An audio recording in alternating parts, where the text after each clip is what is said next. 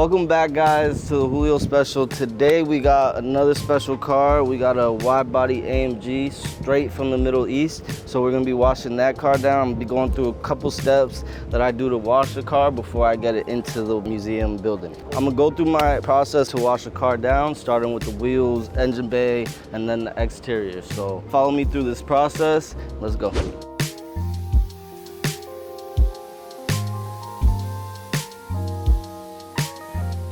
Wheels is the first thing I always like to start with because that's where most of the brake dust, grime, all the dirtiest stuff is gonna be down at the bottom from driving the car. So I always start there, then I go to the engine bay and then to the exterior of the car. For the wheels, what I like to do, I spray it down with my wheel cleaner. I have my wheel bucket, so I have a few brushes in there. On this one, I use my soft bristle brush on the face of the rim and on the chrome parts. When I come to the tire, I always go with the harder bristle to really scrub and get all that residue and grime that's stuck on the wheel. Because the wheels, as much as when you hose it down, you look at it, it's nice and black, it looks clean, but then when it dries up, that's when you really see a lot of the dirt that's still on there. So you gotta really get aggressive with your brush on the tire.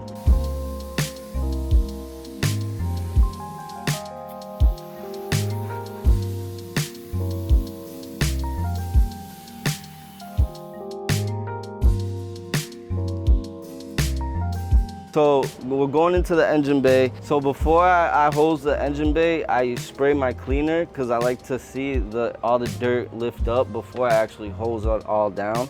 And then from there, I'll scrub it all out and agitate all the dirt. So when I do hose it, it all just flows right off. It kind of lifts up a lot easier than as opposed to trying to spray it down first and it's still gunked up. So that's my little process for the engine bay. Spray the cleaner, let it lift, sit for a little bit, so then you can go agitate it and then spray it down. For the big spots, I have my soft bristle brush. You gotta have brushes for all occasions. So I have a soft bristle brush for the engine bay, soft bristle brush for the tires, and I got my more intricate brush to get in smaller crevices and areas. That's what I'm about to do. I'm gonna go in, start scrubbing all the grime off of the big spots.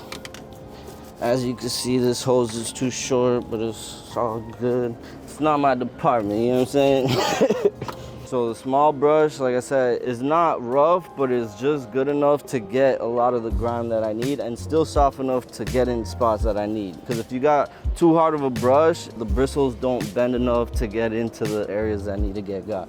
Brushes like this are good for hard to reach places where like a brush like this won't be able to grab. Also because the handle's a little longer, you're able to kind of just fit it in areas that couldn't get with a brush like this.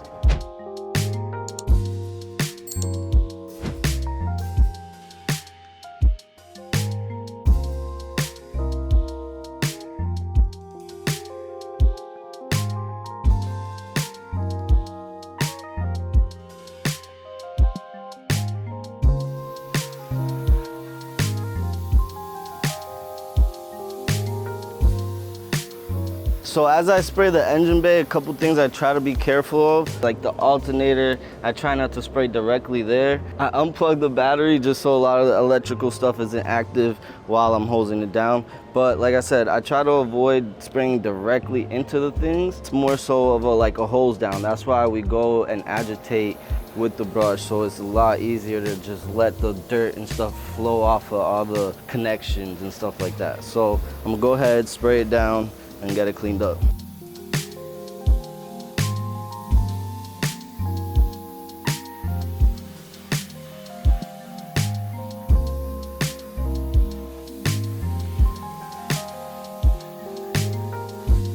After I hose the engine bay down, what I like to do is go in with some air, compressed air, whatever you guys have to kind of air dry your car.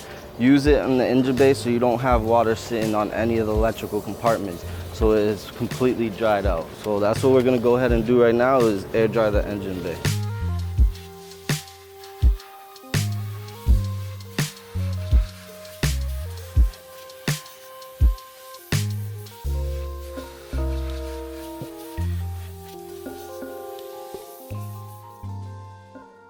So now, before I go on paint, I'm spraying the car down with iron remover. You kind of let it sit for a little bit, and as it works, it lifts up a lot of the decontaminants that's stuck onto the paint. So this step right here is a little extra because, as you know, just washing the car down sometimes isn't enough for cars that have been getting baked by the sun with dirt and be sitting for a minute. So as you're doing this, one thing you want to do is make sure, especially out here in Florida, is that your car is wet. You don't want to spray this on your car dry.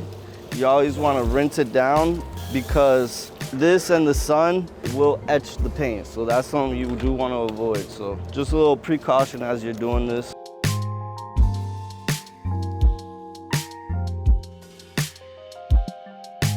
Alright guys, so as you've seen, I was spraying down the iron remover. That sat for a little bit, I hose it down, so now I'm foaming it to wash the car down for the final step.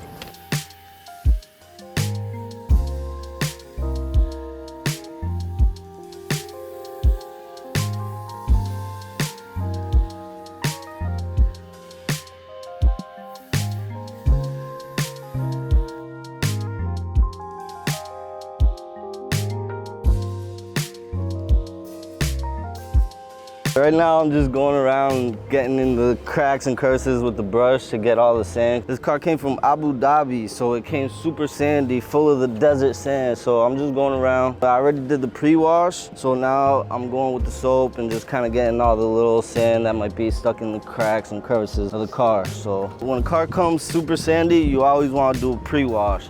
Get as much of the sand off of the car before you actually apply the soap. So that's what I did before I put the soap. I did that pre-wash, I sprayed it down, got as much of the sand off and dirt and grime and all that. Then I applied the soap, and then I went along and I hit the cracks and crevices with my little exterior brush. These are good to get in all the soft. It's super soft, so it's not gonna really mar and scratch too much. After I went with the brush and I scrubbed all the cracks and crevices of the windows and the lights and stuff, that's pretty much what I'm gonna hose down now. I'm gonna hose all those areas down, so now when I come back and spray the car, I don't have any of that sand left over when I'm using the sponge. It doesn't pick any of that up and scratch all the paint. Guys, that's why having a process for washing the car is really important. So you're not reversing what you're doing. At the end of the day, you're not trying to make it look worse by washing it and swirling sand all over your paint. We want it to look good, clean, crisp, polished. And that's why it's always good to have a process and follow that process step by step.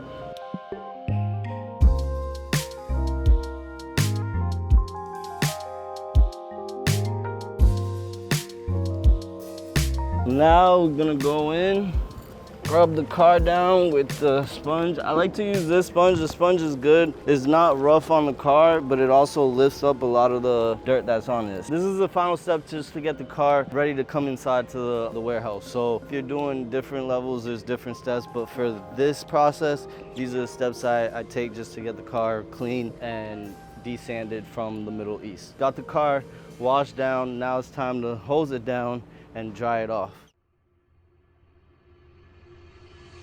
Now that we got the car finally cleaned, rinsed off, hosed down, now it's time to dry it off and it'll finally be complete and ready to be brought in. This is one of my favorite towels. This is the 1500 from the Rag Company. Super absorbent, dries the car off super well. With just one towel, you could do at least 3 cars without having to let it sit out and dry.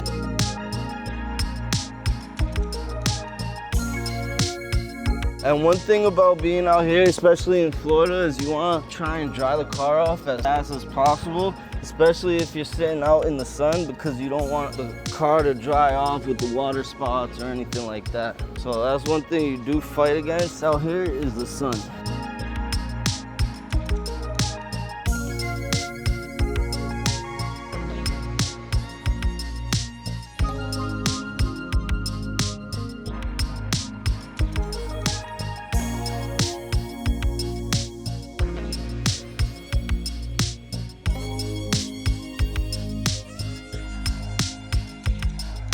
Alright guys, so we went through the process of what I do to get the car cleaned up to get it in the museum. I hope you guys enjoyed it. There will be more videos coming soon. Let us know if there's anything else you want to see. Like, comment, subscribe. It's the Julio special with the Patina Collective. Follow me on Instagram at Satin Auto Details. Keep showing love. Appreciate you guys.